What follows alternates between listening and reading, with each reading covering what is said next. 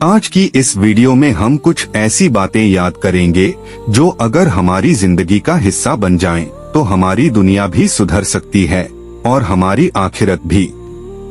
ये बातें सिर्फ सुनने के लिए नहीं बल्कि अमल करने के लिए हैं, क्योंकि असली फायदा उसी को मिलता है जो सुनने के बाद बदलने की कोशिश करता है। सबसे पहले बात आती है अल्लाह पर भरोसे की। जब इंसान समझ लेता है कि रिस्क, सेहत, इज्जत और कामयाबी किसी इंसान के हाथ में नहीं बल्कि सिर्फ अल्लाह के हाथ में है, तो उसके दिल से डर निकल जाता है।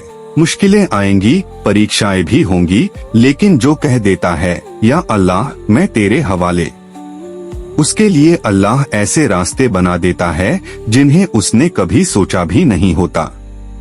जैसा कि कुरान में आता है, जो अल्लाह पर भरोसा करे अल्लाह उसके लिए काफी है।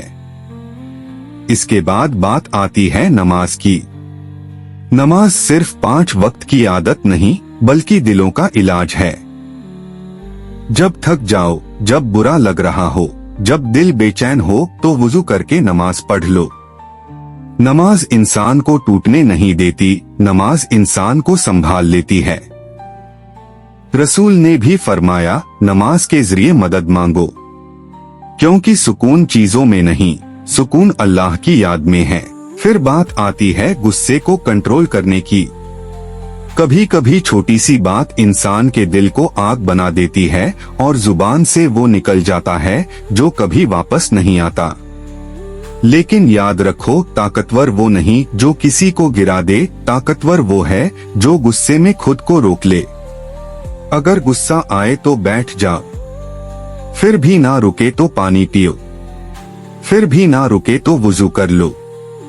यकीन करो दिल नरम हो जाएगा। इसके बाद इंसान को माफ करना सीखना चाहिए।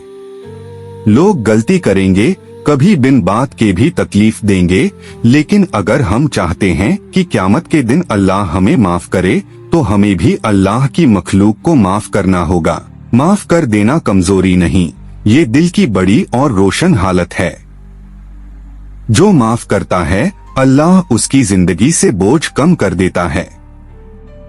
और आखिर में बहुत अहम बात, जुबान की हिफाजत। इंसान की पहचान उसकी बातों से होती है। जुबान या तो रिश्ते बना देती है या तोड़ देती है।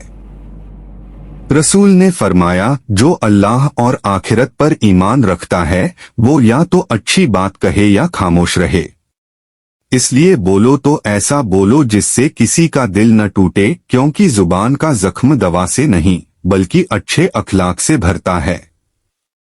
तो मेरे भाइयों और बहनों, जिंदगी बहुत छोटी है।